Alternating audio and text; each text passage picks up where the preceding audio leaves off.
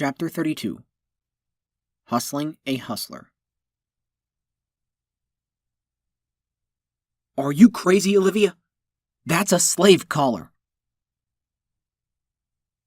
I know what it is, Marcus. And I also know that it's the only way I will be able to make North tell me what I need to know. You're insane, Rabbit. You're willing to kill me just to find those fucked up mercenaries? I will do what I have to in order to ensure the safety of everyone around me. Now, if you had only told me what I needed to know in the first place, I was willing to let you be. Plus, you said it yourself. If they found out you told me, you'd be dead anyways. I'm just cutting out the middle mammal. Olivia, don't! You're better than this. I know you are. Okay, I'll tell you, just please get this damn thing off of me. North actually sounded genuine. Guess fear can do that to a mammal. Not until you tell me what I need to know. Look, I don't know where they are. I tapped a button and a light started to flash red. But look, I know who does. I returned the collar to its default state. North must have been holding his breath the whole time because he released a large sigh of relief. The others were still staring at me, wondering what to make of the situation. I knew that North wouldn't get hurt, but they didn't. And it was just killing me having them think I was some kind of monster. I couldn't do this. Not to them. Not to Nate. I felt a paw on my arm, causing me to move my finger away from the pit boar. It was Holly. She had remained silent the entire time, so I had no idea what she was thinking. I turned to her and she had a very worried look in her eyes. I half expected her to hit me. I mean, that is what she did to her boyfriend a few days ago. But instead she just spoke, softly. Livy, what are you doing? You're not like them. So why are you acting this way? I'm afraid that if I don't do something, and fast, so many innocent lives will be at risk. For all I know, Hope could be under siege again from those mercenaries, and I would be to blame. You said it yourself. None of them were willing to give you up. So they knew what they were getting into. But do you? Why is everyone always right? Onion, the mayor, Holly. Every time I think I'm in the clear, that my decision was the best one, someone comes along and reminds me how stupid it was in the first place. I had planned this out so carefully, the entire time thinking that this was the right way. This was the only way. Now, I needed to do something else. Go get Drake. Livy. I gave her a warm smile. Trust me. I'm not sure who actually got Drake. My eyes remained on North as he was standing there. His eyes making him look like the most pathetic ghoul. No, mammal in the world. But from the rapid change in expression, I knew Drake had arrived. Who or what is that? I glanced over my shoulder and saw Drake towering over me. This is my friend Drake. Now I'm going to be fair. As you can tell, my friends think I've gone a little overboard with this whole thing. And I probably have. So you better start talking. Who knows? There's a bar. A place where the wasteland's most notorious mammals go. That's where you'll find her. Let me guess. The dam. How did you... If you already knew, why did you do this to me? We didn't know until you confirmed it. Problem is, none of us know where it is, and we need a guide. Figured if you knew everyone, you know how to get there. I'll take you. Just take this thing off of me. Please. How do we know you won't just run away? You don't. But if you want to find the place, I know how to get there. And the way in. If you kill me, you'll never find it. Figures that a place like that would be hidden. Tell us how to get there. It's hard to describe. Wrong answer. I pushed the button on my Pip-Boy and the light on the slave collar started to rapidly flash. Olivia! No! Too late. The collar finished the priming sequence and created a small popping noise, followed by a small plume of smoke. The collar fell to the ground as North dropped to his knees, his paws on his neck. If ghouls could cry, he would be weeping his brains out. I'm alive? This was all a ruse. See? I picked up the smoking collar off the ground and handed it to him. Fake. But why? Payback. First you steal those coins from me, and then you make me feel like shit. Every time I think of you, I just want to punch you. Now, we're even. Then you don't need me? No, I still do. But on different terms. Drake, fly.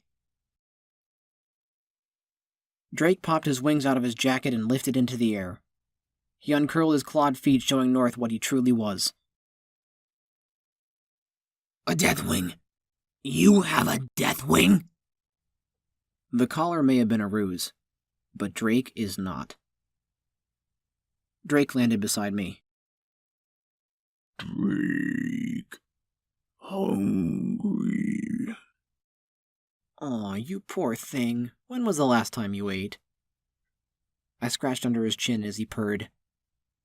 I didn't plan on Drake saying anything, but the reaction on North's face.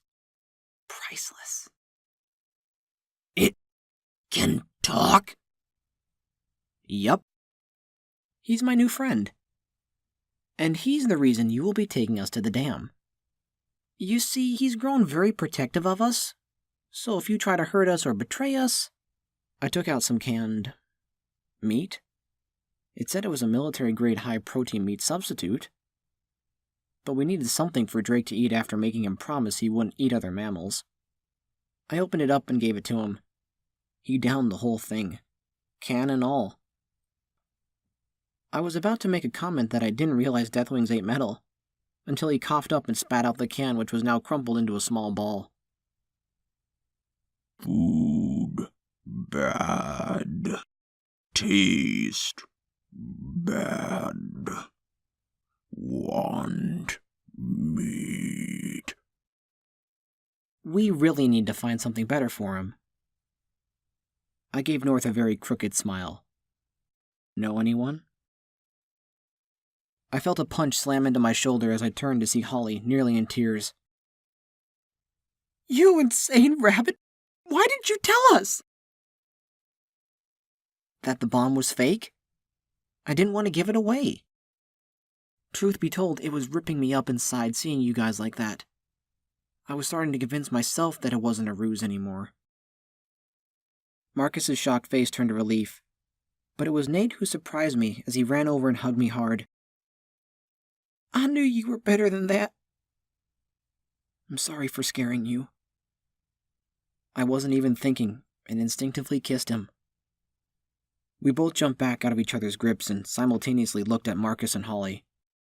Holly was wearing an evil grin while Marcus had his paw over his face, muttering something to himself about doof.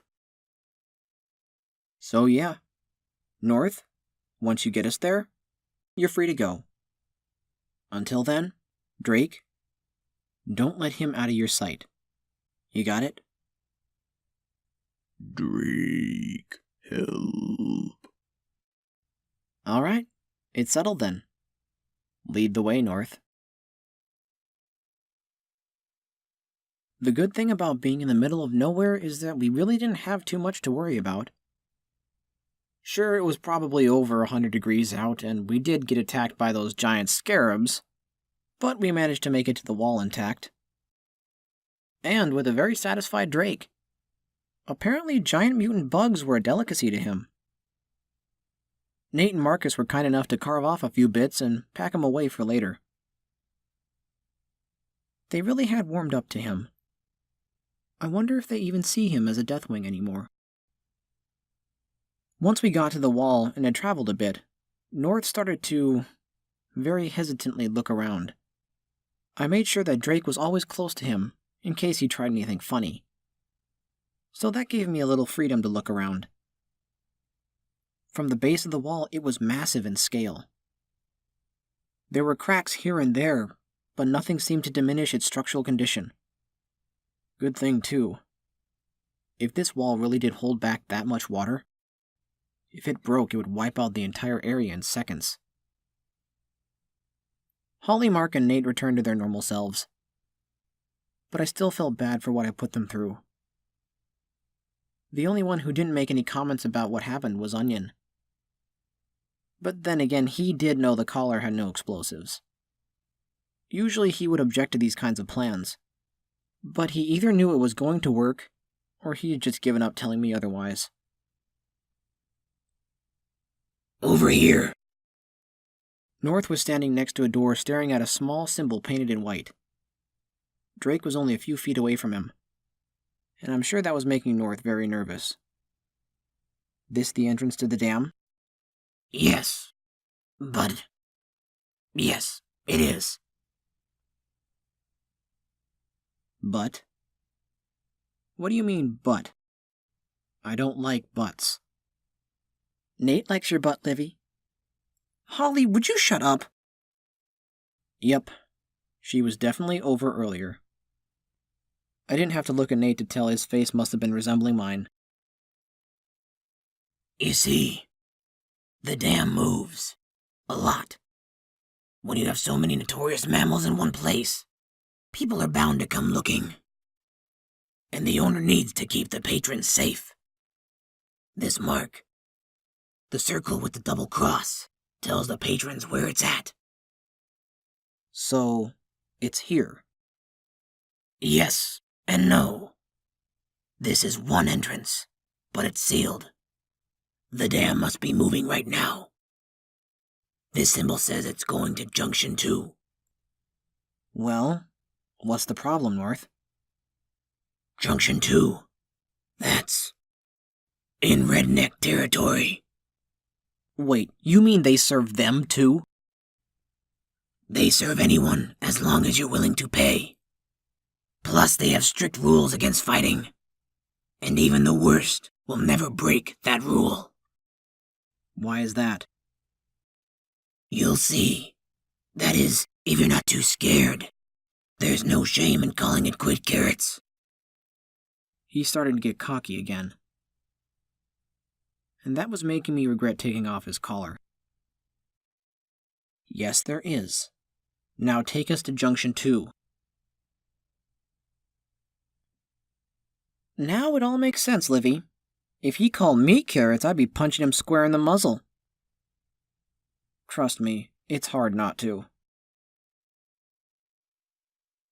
We continued along the wall, North stopping at each door to check for markings.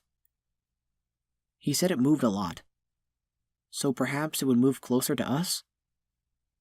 The way things have been, I highly doubt it, but I could hope. I really hope Hope is doing okay. If I returned and saw they had been attacked while I was away, I don't know what I would do. I had to keep these poisonous thoughts out of my head. It took another 20 minutes before we arrived at Junction 2. North said he would go first and make sure it was actually there. I didn't trust him, but I had no idea what the symbols meant. I agreed to let him go first. Drake went to follow, but before North even got close to the door, he turned and ran back to us. Hide! I didn't even have to question him. If he was telling us to hide, it must have been bad. We all took cover among the railroad debris that led up to the door, all but Drake. He was too big to properly hide anywhere. "Drake, hide!" He looked at me and then around himself before spreading his wings and taking to the sky. I saw they had flown straight up and taken perch on a rather large outcropping on the wall. Between the jacket, his dark fur and skin, and the darkness of the wall, he nearly blended in. Thankfully, the sun wasn't facing us. "You hear something?" The voice came from where North had just been going. 2 giraffes emerged. Now, I have seen a few of their species before since leaving the burrow, but even more in my books. But these 2, they looked nothing like them. They were both wearing red and yellow jackets with matching pants. On their backs I could see a large tank with a hose that led up along their neck. The hose is attached to some sort of device that wasn't being worn under the jaw. It was part of the jaw. I saw bits of flesh and charred fur melding with the metallic components of whatever that device was. "That's a redneck?" "Yeah. Those bastards are evil. Even the Steel Guardians would think twice before messing with one of them. And you want to go pay them a visit?" You what? Holly's remark must have caught North off guard. "If you're that crazy, then all those stories, they're true, aren't they?" "Every single one. Bad things tend to follow me. I'll say this, North. You have the right to be scared of me. Most of the time, I'm scared of me as well." Once the rednecks were clear, I signaled everyone to get ready. "You keep your end of the deal, and you're free to go." "Deal? That was no deal. More like coercion." "You can always stick with me. Things tend to get interesting when it involves me." "No, thank you. You're on your own from here, Carrots. You're looking for someone named Blanche. She may not look like much, but she's as fierce as they come. At least, she used to be." "Used to be?" Wait, was he not telling me something? I wanted to stop him, but for some reason I just couldn't find myself able to. I watched as North headed off in the direction that we had come from. I didn't think he would stick around, and part of me was hoping that he didn't, but it would be nice to have more connections in the wasteland. "Oh, Carrots. Catch." North tossed something to me before he continued on his way. For a ghoul, he had a pretty good arm. Then again, the bag he tossed me felt relatively heavy. "Wait, this looks... You sure it's a good idea to let him go? What if this lead is just another dead end?" "Well then, we'll try something else. But something tells me that this isn't just another one of his hustles." I opened up the bag as I was talking, and pulled out something very familiar. "Why do you say that, Livy?" I held up the first one I pulled out. The coin had the word cunning on the front, with a picture of a fox on the other. Just a hunch. I put the coins into my bag as we moved out. Once Drake had seen that North had left, he landed beside me. "Follow." "No, Drake. You don't have to keep an eye on him anymore." The entrance the 2 giraffes came out of was large, tall enough for even the largest mammal. There was a faint light inside as I checked my pip-bore. No signs of any threats. Well, that's good. Hopefully this would be an easy job. Get in, get the information we need, and get out. Nothing is ever that simple. Alright, Drake, can you and Onion stay here? Just in case things don't go as planned, I'd like to know we have you as backup. "Drake, stay." Do you really think things will go that sour? Marcus's tone was very worried. Well, better safe than sorry.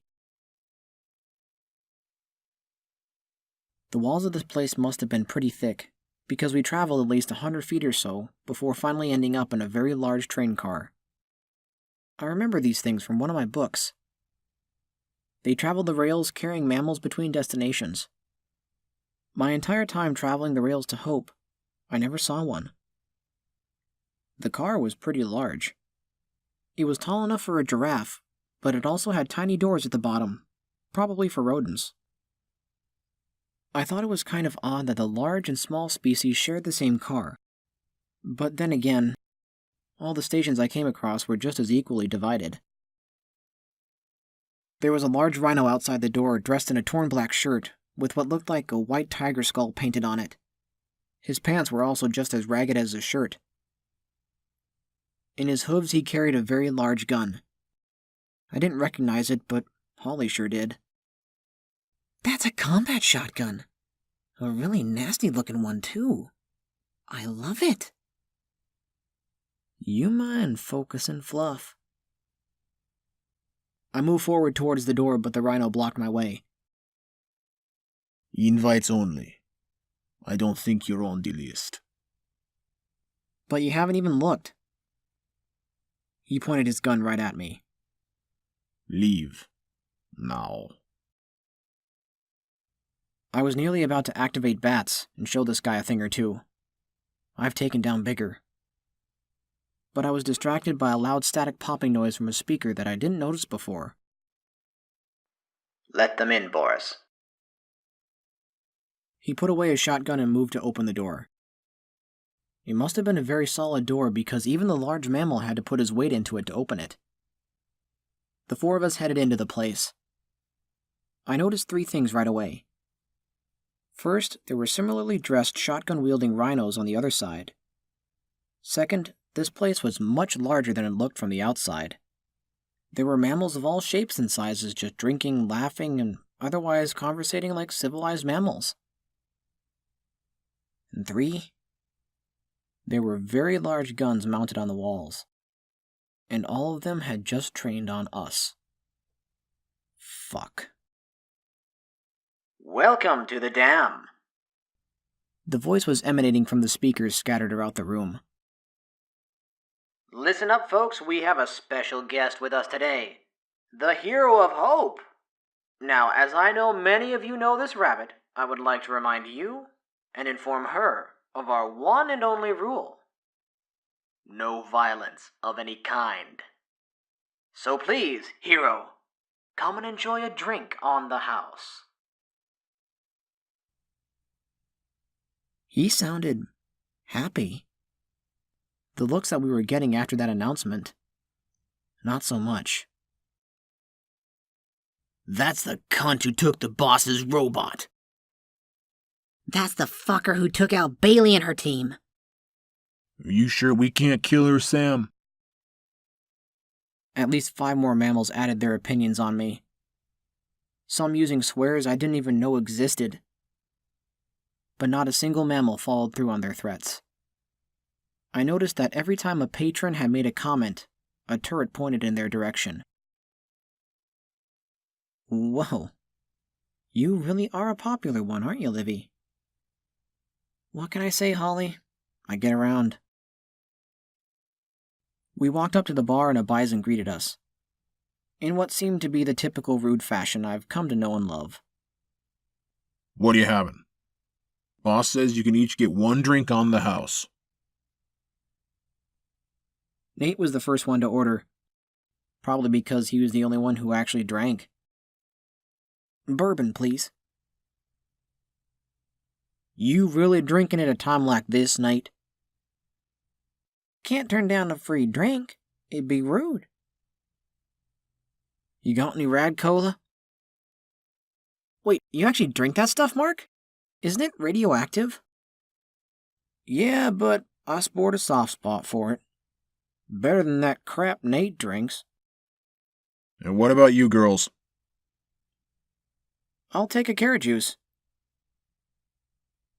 The bartender stared at me as if I'd just ordered a glass of blood. What? Last time I drank, something didn't agree with me. Yeah, but you ended up with a fox in your bed. I'll take a... Holly! I heard Nate spit out his drink as Mark just started to laugh. I casually glanced around as I took a sip of my juice. And while I saw plenty of stares in my direction, not one of them matched the description of a legionary. I returned my view to the bartender and locked eyes with him. Actually, I'm here on business. I'm looking for someone named Blanche. Ah! That rundown sorry excuse for a mercenary? She's been here for days trying to drown herself in booze. What do you want with that tailless runt? That's none of your business, actually. Just point me in her direction. I threw back the carrot juice, trying to act tough, but only succeeding in getting a brain freeze. Over there, next to the jukebox. You have music? Marcus's face became wide. Huh. I didn't know he liked music. Then again, he always was whistling something. Just never knew what it was. Damn thing's been busted as long as I've worked here. Sam keeps wanting to pitch the hunk of useless scrap, but Mal won't let anyone throw it out, no matter how useless it is. Nate downed the rest of his bourbon as I saw his ears become perky. Busted? You guys stay here. I don't want to risk scaring or provoking her. Mark and Holly agreed and kept on drinking. But Nate was not in his chair. I looked around and saw him by the jukebox. I moved over to him and grabbed him by the ear. What are you doing? It's broken. I can't leave it broken. Plus, music always lightens the mood. Or at least that's what Mark says. Fine. But don't go making a mess of anything. Your paws are still trying to recover. Apparently he didn't need his paws because he already had a screwdriver in his mouth and I think he mumbled an okay. I guess when you have that itch. Of course, I don't think I've ever tried to fix something with my mouth before. Except hunger. You can easily fix hunger that way. Next to the jukebox was a pool table. But from the look of it, it seemed more like it was target practice for feline claws. On top of the table, dancing around with a sword in one paw and a glass of some kind of liquor in the other, was the tiniest mouse I had ever seen. Her fur was such a bright white that if she was in pre-war Tundra Town, she probably would be mistaken for a snowflake. It didn't help that she was dressed in a loose-fitting white shirt and wore some loose-fitting white pants. The only thing that wasn't white was the black belt around her waist that housed 2 more swords, like the one she was swinging around. Usually mice like her have a long, agile tail, but like the bartender had said, it was gone. A small stump sticking out of her pants. Excuse me, are you Blanche? Who's asking? Her voice squeaked like the rodents in my burrow. But she had a forcefulness about it. It was the loudest, tiniest squeak I had ever heard. She was also drunk. Very drunk. My name's Olivia Springs, and I don't care if you're the Queen of the Moon. Go away. But Go away! No! I slammed my paw on the table, the force knocking her down, causing the sword to fly over the edge. I could feel everyone staring at me as silence filled the room, but I ignored them all. I came here for something, and I'm not leaving until I get it. Blanche pushed herself up and stared at me. The ferocity she had just shown was replaced by pity. Her pity. Look at me. Look at me. I can't even stand. I used to be something. I used to be someone. Now I felt bad. She sounded like she was on the verge of crying. The room was still, as if all focus was on me, the hero who was now yelling at a small, crippled, drunk mouse. I was about to turn around and yell at them to mind their own business when the jukebox kicked in and started playing some upbeat song. The most surprising part? These mammals, these stone-cold killers, started to sing. Hey, that kid fixed it. You see, Sam? I told you it was worth keeping. Hey, Simmons, get the kid another drink. On the house. Nate looked very proud of himself as a bunch of the mammals cheered him for fixing it. He settled up at the bar again, probably getting another bourbon as he looked over to me, a large smile on his face. I returned the smile before fixing my attention on the mouse again. Look, I'm sorry I yelled at you, but I need your help. Why me? Who sent you? An acquaintance of mine suggested that you might be able to help me. I'm in trouble. And because of that, many more lives are in trouble as well. For some reason, someone hired the Legionaries to... Her face went from sad to stern. No, I won't go back to them. She rubbed at the base where her tail was. I don't need you to take me. I just need you to tell me where they are. Look, girl. Those guys. They're mean. Not I'll burn your house down with you still in it mean like those redneck-ass twats. But like I'll eat your mother alive if they pay me enough mean. I tried to join them once and look what happened. Who's ever heard of a tailless mouse? I can't keep my balance, yet alone fight anymore. I'm a wash-up. Go find someone else and leave me to drown my sorrows in a drink. I can pay you. I don't want your caps, now leave me alone. There was a feeling in my gut that she was the one. She said she'd tried to become a legionary, so she had to know where they were. But if she wasn't willing to take money for her information, what else can I give her? I've only known her for a few minutes, but I can already tell that her emotions were stemming from her tail, or lack thereof. What if I could... Tell you what, Blanche. Give me 20 minutes. If I can't convince you by that time, I will leave and never return. Deal? Not like you can say anything to change my mind. But I'll bite. Might be worth a laugh. Deal. I think I had enough spare parts in my bag to do this. I had to try. I found an empty table and took out all the scraps. I had wires, bits of electronics, some of those antennas I took from the iBot. I felt like I was missing something. The others must have seen me because they all joined me at the table.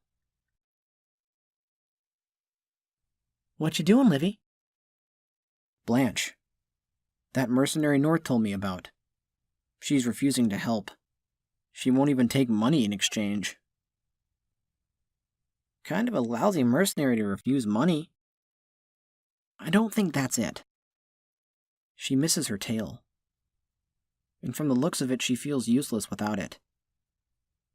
That's stupid. I've seen plenty of mammals function properly without their tails before. Hell, Nate here nearly burned it off a few times. Ain't that right, bro? It was just the fur, not like I chopped it off or anything. Still, if I can help her, we may make major headway on this. What are you gonna do, regrow it for her, Livy? In a way, yes. Nate, you have any parts on you? Does he have any parts? The whiz kit, the walking workshop. Holly slapped Nate on the back, nearly causing him to spill his drink. Whatever you need, it's yours. I spent most of the 20 minutes working. Thankfully, Nate had parts to spare. Hell, I think he had more parts on him than my workshop at Hope. No wonder he needed so many pockets. Between my scraps and his, I was able to create the perfect gift for Blanche. One that I was hoping could win her over to my side. I didn't need her to take me anywhere. All I needed was information on where to go. It's a win-win. She gets a new tail, and I get to find the fuckers who are after me. I took it over to Blanche, who resumed her clumsy dancing around while drinking more. You're 2 minutes too late. Sorry. Go away. What? No, I'm not. My watch says otherwise. You're not even wearing a watch. It's small, just like your brain. Go away. That's it. No. It's gotta be the alcohol talking, not her. I tossed my creation to her and it landed at her feet. She stopped dancing and looked at it. With her tiny paws, she picked it up and started to caress it. Is this a tail? Yeah, I just made it. You made it? Just now? Here, try it on. It might sting a little bit, but... I showed her how it had a small loop that she could fasten around her waist. She took it and was just about to drop her pants. I quickly put my paws between her and the rest of the bar. I don't know if getting undressed in public was a thing around here, but she should show at least a little decency. Ow! I told you, I'm not a surgeon. So there's no way to have me attach it in that manner. But then I remembered that a mammal's body, specifically the nervous system and the brain, are very similar to a computer. I have this robot that I built, and I used self-healing nanofilament wire to fix his harder-to-reach places. I can program it using my Pip-Board to seek out specific areas in him so that it can pretty much fix itself without me needing to strip him down. Ow! You said it would just hurt a little. I meant a little while. Thanks to my friend's input, I was able to keep the tail small enough and have it draw power from your very nervous system, just like your old tail would have. You might have a headache for a few hours, but that's due to the nanofilaments finding a new home in your brain. My brain? What the fuck did you do to me, ass-twat? You tell me before I... She stopped as soon as she realized that her new tail had just picked up one of her swords. She just stared at it, as if she had just run into an old friend who had long since passed away. She swung it back and forth a few times, before pulling out her other 2 swords, one in each paw. She started to swing them around in such a graceful way it looked as if she was putting a show on for us. I could tell that her tail wasn't moving as fluidly as it should, but I don't think she cared. And then she looked at me and jumped. She landed right on my shoulder and started to hug me. Or as well as someone her size could. Oh, thank you! Thank you! I never thought I would have a tail again! I feel... complete. It'll need a few adjustments, but consider that your payment. Now, will you help us? Blanche Tailaway, at your service. She bowed very gracefully. Now, let's go find some legionaries.